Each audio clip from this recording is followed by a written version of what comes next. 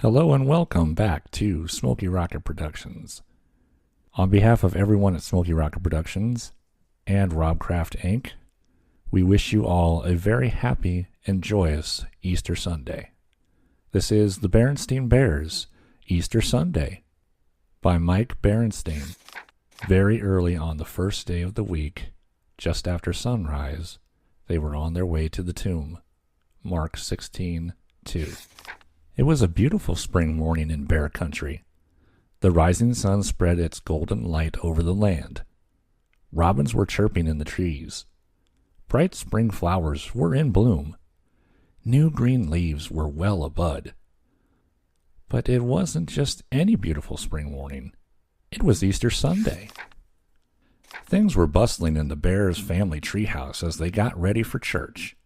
Everyone, Mama and Papa, all the way to brother, sister, and honey, were dressed in their Easter best, bright colors instead of their everyday clothes.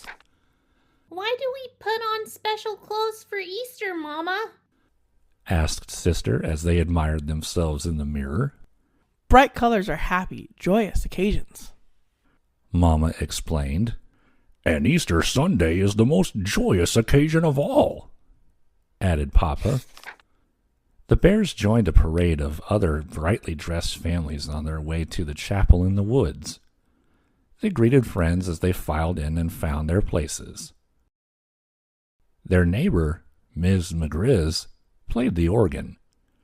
Rich, deep tones filled the church. The cubs could feel these low, rumbling notes right down in their tummies. Then Preacher Brown spoke. I bid you all welcome on this joyous Easter morning.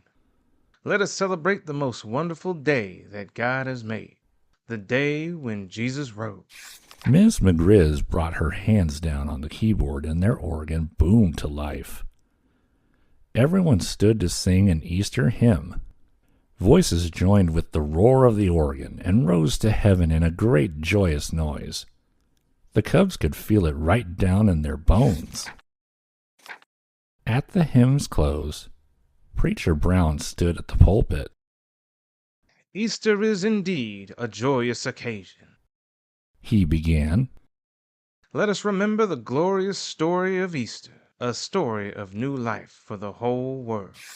He told them of Easter, how Jesus came to the city of Jerusalem and was greeted with joy, how he ate the Last Supper with those who loved him, but one turned against him, how he was taken prisoner and put to death, and how he rose from the dead. The cubs knew the story, but hearing it in church on Easter morning made it seem deeper and closer. It stayed with them for the rest of the service and surely would for the rest of the day. After church, there was an Easter treasure hunt for the cubs. Ms. McGrizz hid little, brightly colored gift boxes all around the churchyard. Inside each was a figure from the story of Noah's Ark. A little Noah, a Mrs. Noah, their sons and wives, and dozens of animals. The cubs had fun finding them all and putting them together in a big Noah's Ark scene. This is even more fun than an Easter egg hunt, said Sister. Yes, Said Ms. McGrizz. we thought using a Bible study would be more fitting here at church. That made Brother wonder. Is there anything in the Bible about Easter eggs and the Easter bunny? He asked. Preacher Brown answered. No, brother, not a thing. Then where did the idea of Easter eggs and the Easter bunny come from? Asked Sister. For those who lived long ago, Explained the preacher. before Jesus came into the world, spring was a very special time of year. It was a time when new life started in the earth.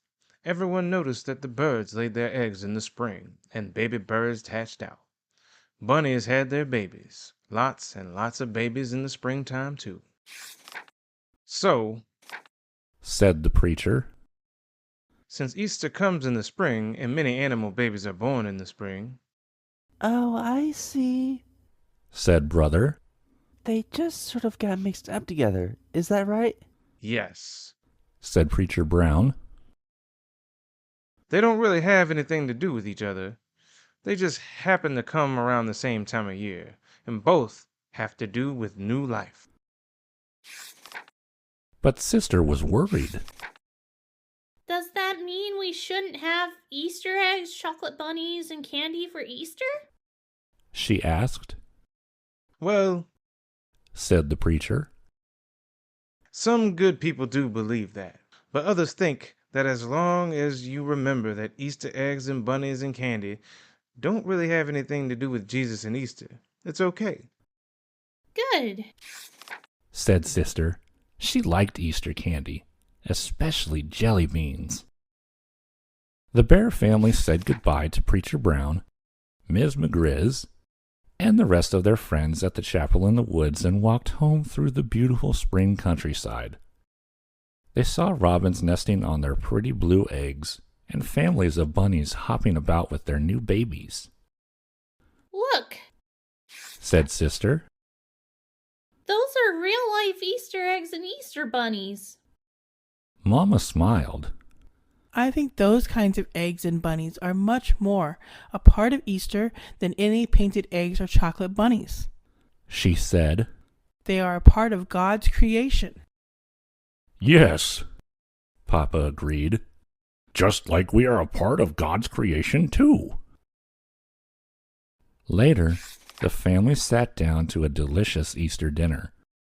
Lord, prayed Papa as they joined hands, we thank you for our Easter meal and for the greatest love of all that came to us on that first Easter Sunday, long ago. Amen. Amen. They all said. And as they ate, the bears gazed out their treehouse window, enjoying the beautiful spring day in bear country. All right, that's going to do it for this one.